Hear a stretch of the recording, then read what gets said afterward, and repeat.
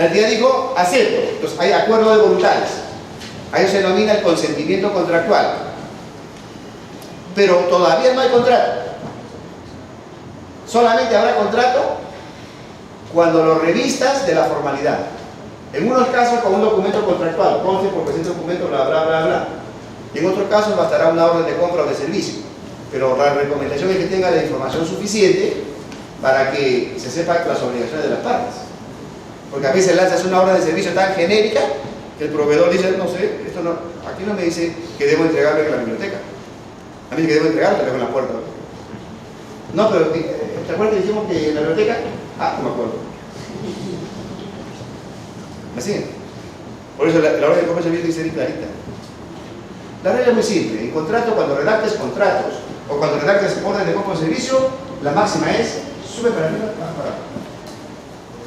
Para que te entiendan bien. Mira a la derecha así, mira a la derecha. Porque o no te entienden o no te quieren entender. Ahí van seguros de muchos años, ¿de acuerdo? Bien clarito, toma de tu tiempo. Muy bien, volvamos.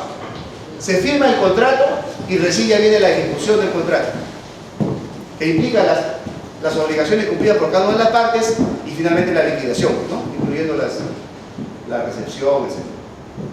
¿Qué quiero resaltar con esto antes del corte? Que para efectos de la formación de un contrato público, la determinación de cuáles son los pasos que se van a seguir tiene una racionalidad de fondo que tiene a su vez un punto de partida. El punto de partida es: está negada en principio la libre negociación.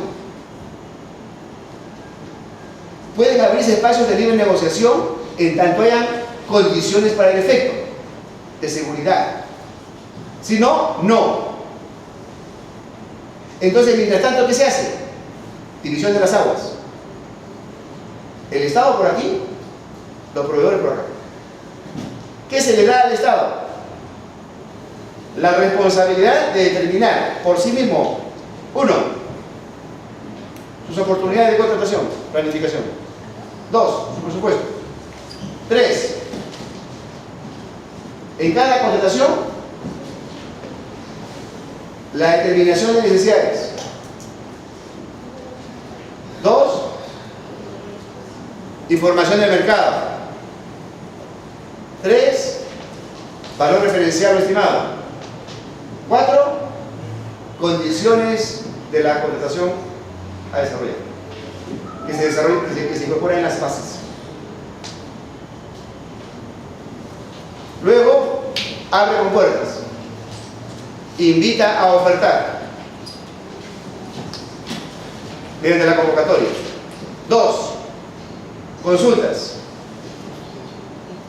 con su correspondiente absolución de consultas, que debe además ser fundamental. Nada de que revitas en las bases. Debe ser fundamental, si no es ilegal.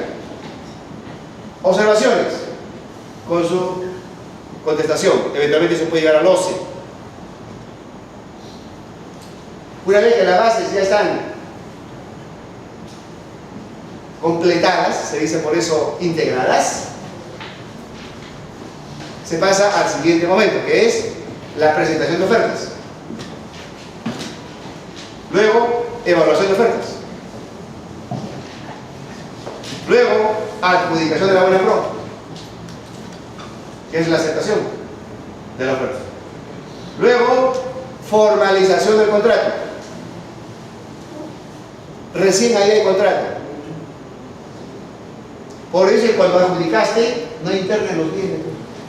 ¿Qué estoy apurado? ¿Y? No puedes internar los bienes. Hay que lo internan todavía, ¿no? Lo internan con código, con todo, con fecha, con selfie. Todavía no hay contrato.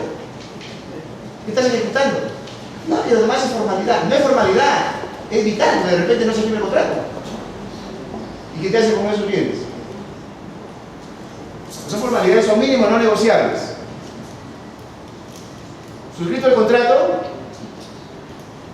se ejecuta el contrato, conformidad, liquidación. Hasta la formación del contrato, por lo menos, se habla del procedimiento contractual. que va desde la decisión de contratar hasta la suscripción de contrato. Los pasitos tuntum que he descrito son invariables, cualquiera fuere el procedimiento contractual diseñado en la legislación. Lo que diferencia es que en unos tiene pasitos tuntum adicionales, en otros tiene fusiones de algunos pasitos tuntum, pero siempre están. Eso no varía.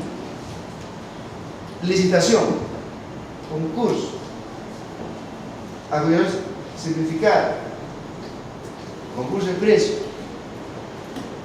consultores individuales, contrataciones directas, todos tienen exactamente los mismos componentes.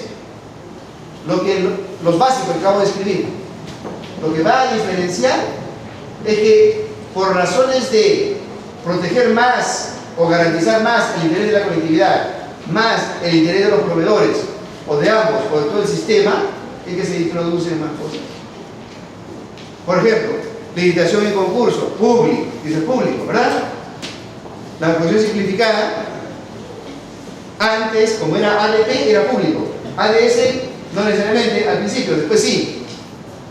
Ahora escoges. Son facilidades que te dan nada más. Pero los pasitos claves que acabamos de señalar se mantienen.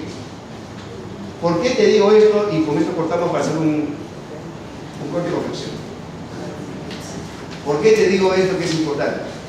Porque los procedimientos contractuales finalmente se reducen a ese esquema central. Riesgo, que te olvides de alguno de ellos, o que minimices la importancia de la respuesta. Por eso, cuando un funcionario recibe una consulta y contesta repitas a las bases o con evasivas, ese funcionario está incurriendo en responsabilidad, porque está violando normas de orden público. No solamente está afectando al proveedor y a los proveedores, sino él por sí mismo ya incurrió en responsabilidad. Hasta ahora no lo han crucificado, pero no es raro que empiece la crucifixión, porque la afectación es grave, porque es un derecho constitucional del proveedor acceder al mercado de las contrataciones públicas en condiciones de igualdad y con reglas claras. Viceversa, cuando el proveedor incumple el contrato por responsabilidad suya, pues tiene que pagar las penalidades, porque no hacerlo también afecta a todo el sistema. Las penalidades se ponen. ¿De verdad? Sobre estas cosas hablaremos luego de